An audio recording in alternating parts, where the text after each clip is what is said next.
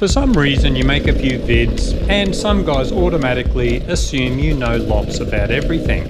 Now, there are very narrow areas of interest where I do know a lot, such as what is it like to live life with a very small penis. But when it comes to motorbikes, I know very little.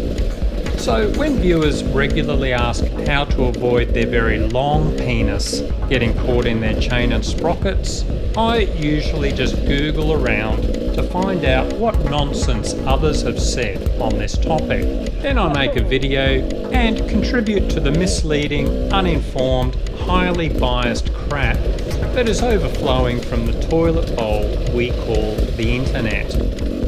So I get asked all sorts of stuff, which usually takes quite a few hours every day. A few months back I made a frequently asked questions vid. Here is the long-awaited sequel. Can I do cross training on a DR650? Probably. You can learn all the basic skills on virtually any bike.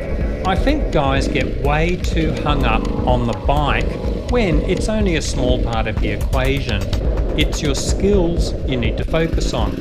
As you get into the more advanced stuff, yes, a lighter enduro bike with good grunt will make it easier. But you can do a lot of tricks on a big heavy bike if you put the work into it. Just look at the insane shit Chris Birch is doing on a KTM 1190. If you really want to focus on cross training, we've already done a video with general guidelines as to the most suitable types of bike for cross training. Why did you put that crap music in the vid and ruin it? I've been over this one again and again, but still hear this. Look, if you hate music in bike vids, go find the small number of guys doing bike vids without music. If, however, I have just chosen a genre of music that falls outside your narrow tastes, again, go find a channel that caters for lesbian, hipster, jazz, fusion, dubstep. I've picked a range of music that broadly appeals to the majority of viewers. But here and there, some people are so self-centered, egotistical, and full of their own inflated self-importance, they expect YouTube channels to cater to their every musical whim, even if they aren't financial supporters. Well, good luck with life in general if you fall into that category. When are you going to review the CRF 230? It would be nice if manufacturers or local dealers were begging us to test ride and review their bikes. Unfortunately, they aren't. The only time it has happened was when Beta Canada lent me a cross trainer, and another time a Sydney dealer lent me a RR250. Anyway, look, I don't trust my own reviews. I don't think anyone else should. You really need a very experienced rider who has ridden all the bikes in a given class to make the assessment. Then he or she has to give an objective assessment for riders of varying skill levels and backgrounds. Then they need to be able to communicate all of that effectively. I do get lots of requests for reviews of bikes like the CRF 230. These are highly unsuited to the sort of riding we do. So from a cross-training perspective, please accept this small review on all models that aren't specifically enduro bikes. What's the best bike for commuting, dual sport and serious dirt riding? The moment you try and use a bike for multiple purposes, you start running into all sorts of compromises.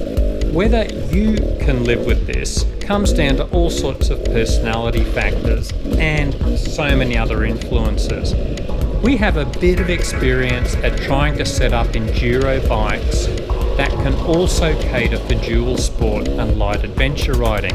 See this video for more information. But unfortunately, we just don't do bike recommendations unless you throw thousands of dollars in cash at us, and some bikini models, and some Toblerone chocolate would be nice too.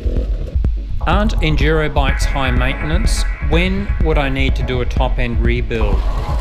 A huge problem here is that years ago, many enduro bikes were high maintenance, but today's two-strokes and four-stroke enduro engines are works of art, and those days are long gone.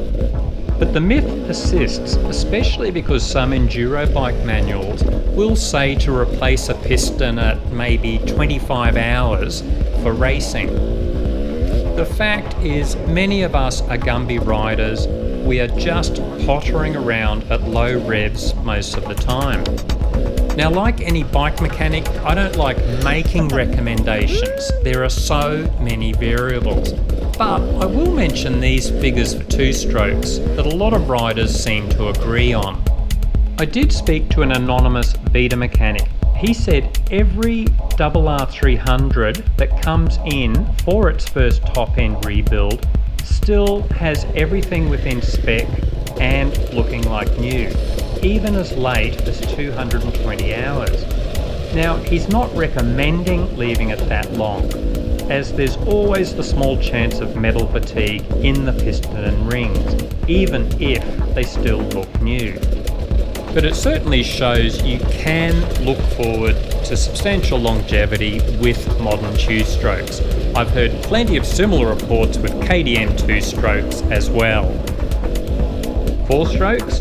These engines are so complicated and the rebuilds are so expensive, I don't want to provide any guesstimates. But with proper care and non-aggressive riding, they can and do go for a ridiculously long time, usually a lot further than two-strokes. But remember, the rebuilds cost more.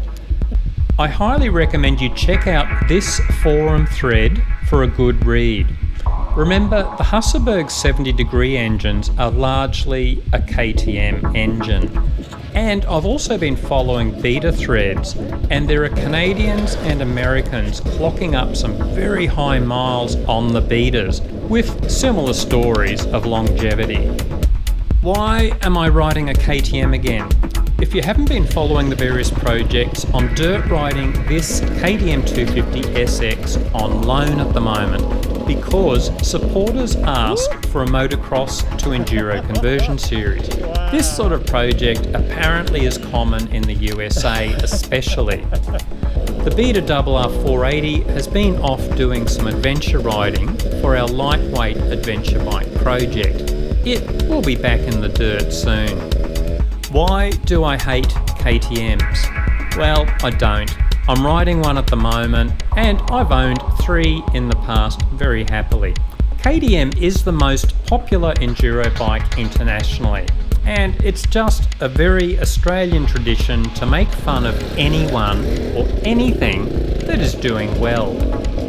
If you read our KTM 300EXC versus Beta RR300 review, I say the KTM probably has the edge for the racer or highly experienced rider, while the Beta is probably a bit better suited for everyone else. But I do think KTM was resting on its laurels a bit with the two-stroke design. I covered some of the issues in the KTM known issues video. Just small niggling things like any brand, including Beta, but the good news, they fixed them all for 2017. It could be enough to tempt me back if the KTMs didn't cost so much in Australia. What's the best way to follow the vids? Probably jump on YouTube and subscribe. Otherwise, you can follow us on Facebook. All the vids are posted there. I also post the vids to Cross Training threads on these forums. If you are a member, you can follow the threads there. I got halfway through this vid and now I have a question about...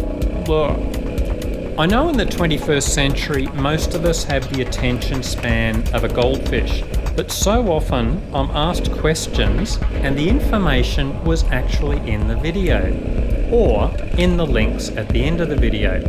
Look, if you do have a question, it would be great if you could at least finish the video, check the links at the end of the video, and if you still haven't found the info, it's often in an existing video.